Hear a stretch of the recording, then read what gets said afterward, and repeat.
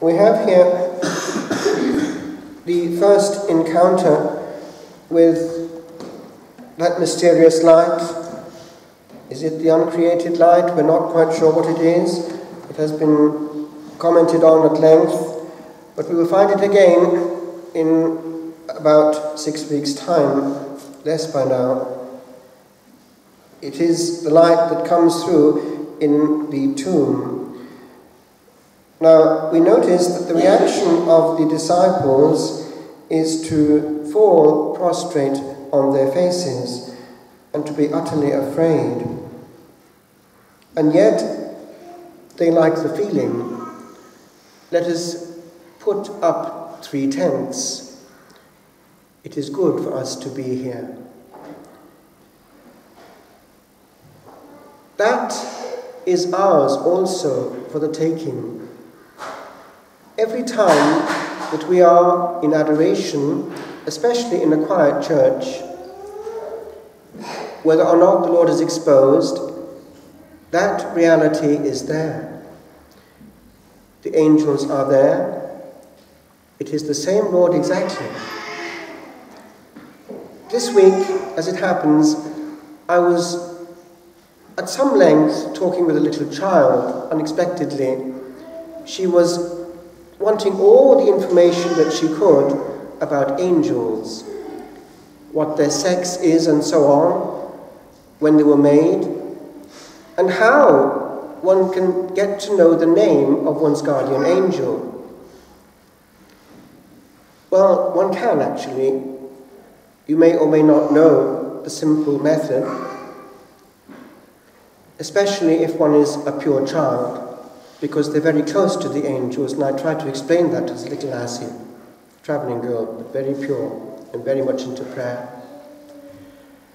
And it's like this. Because the child is so close to the angels before being contaminated, there is a communication possible. And the child needs to be in a state of grace, which probably would be in a situation of this nature. And the child needs a time quietly, where there's no human presence, where he or she is deeply in contact with Jesus and the angels. Better still, if in the presence of the Blessed Sacrament, but it's not essential, because the angel is always there where the child is, right next to him. And then must whisper, but sincerely, to the guardian angel, who's right there, very interested and very pleased when he's having attention, please let me know your name.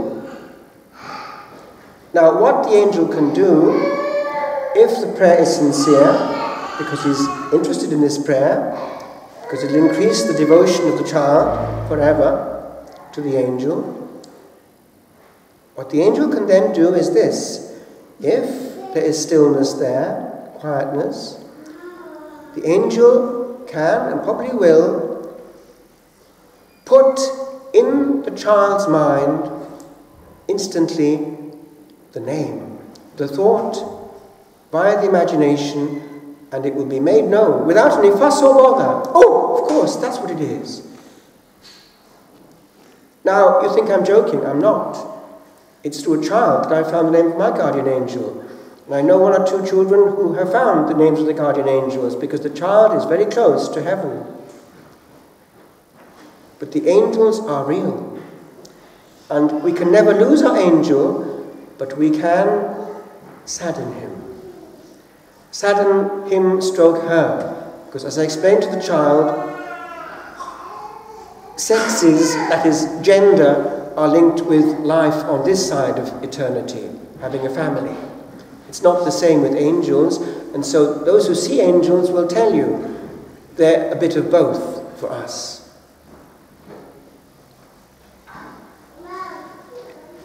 I want to zoom into this question of Tabor and our access to it. I mentioned the angels.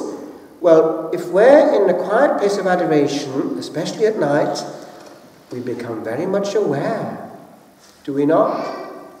Is it not your experience?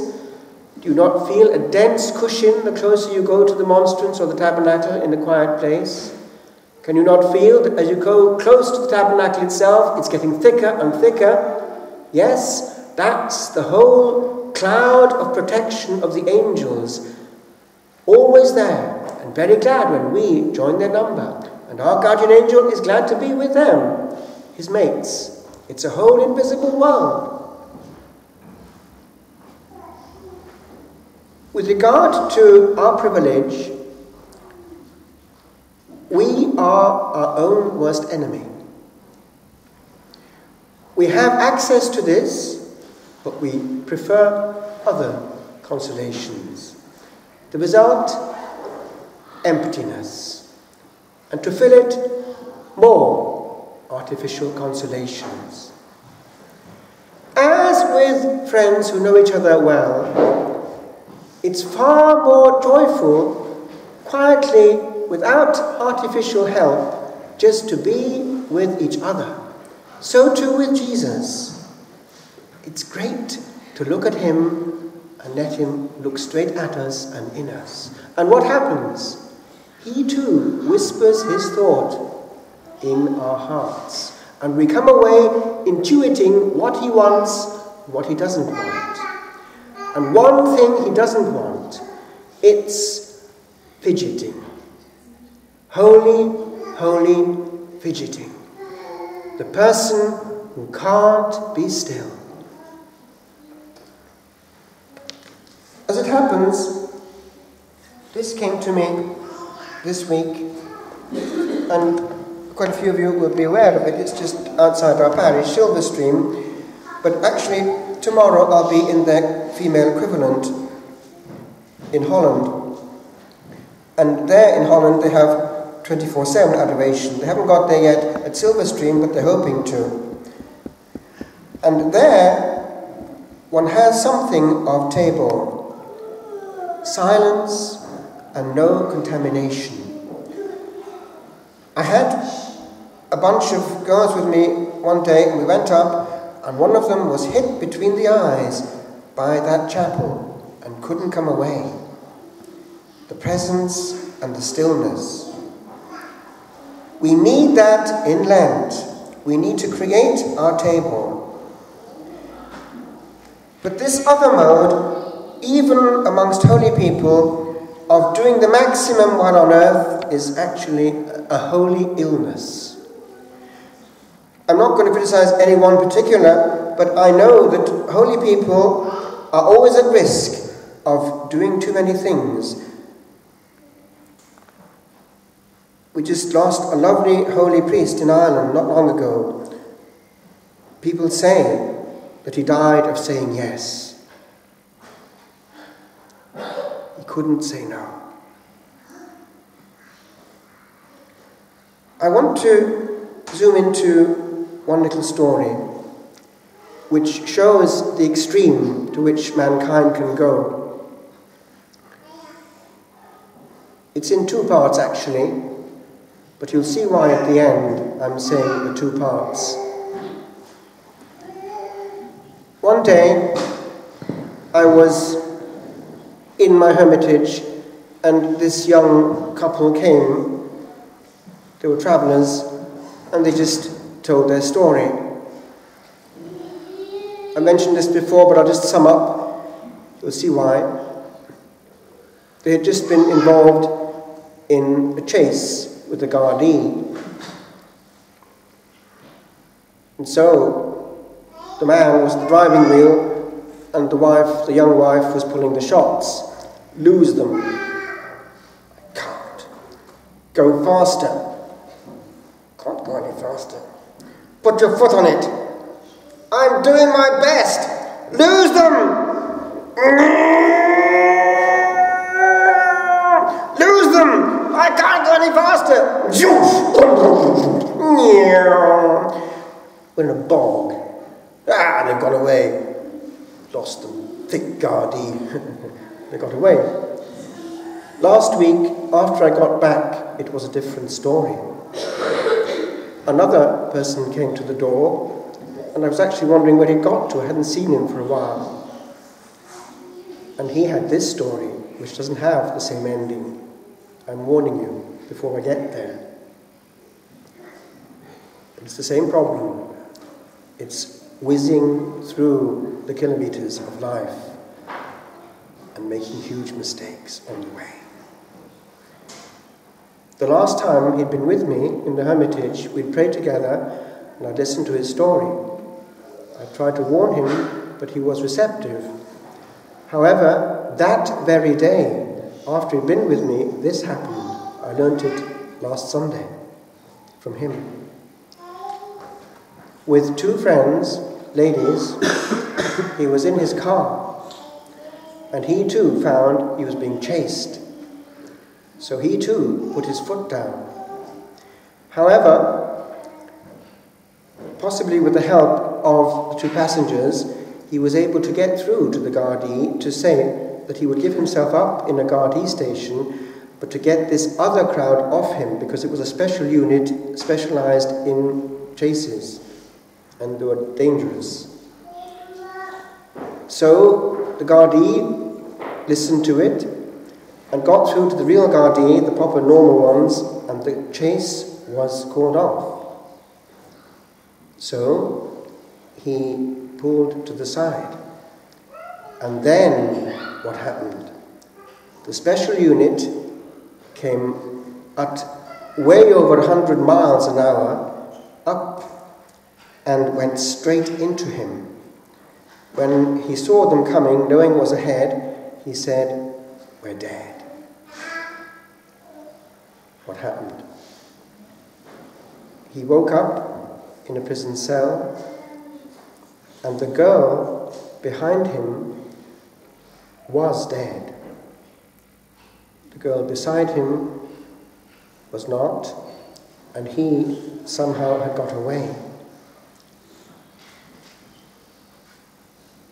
But there's one thing which perhaps would save the soul of the girl who was killed. And by the way, she's buried not far from here. You can see her cross near Ashburn on the main road. A white cross, and her name was Gillian. She was 28.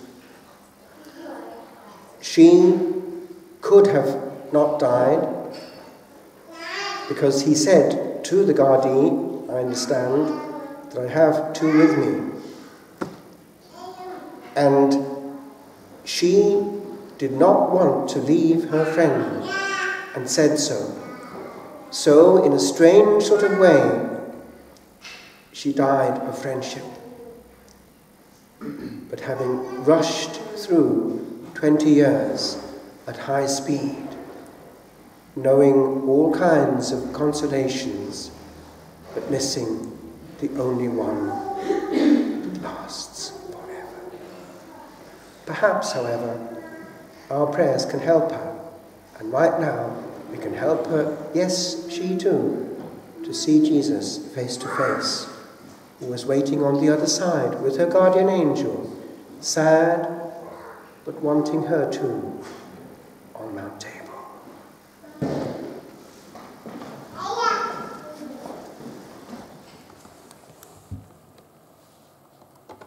Quid hic agis, Elia? What are you doing here, Elijah? To sit and listen, and to wait a while for something more to be alone, with nothing but a thought, and to beguile the urgencies that these our moments own, to be no more than nothing in a space, not filled with anything. To be but here, and to be here, all in a place, made all of nothing else. And there, to hear, that is, the sound of listening. 'tis to hear one small thing, for when no more we pulse, and hard repulse all hastening, and linger for a while, where once before we heard hours pass. This is to pass along a chasm where no traveller lingers long.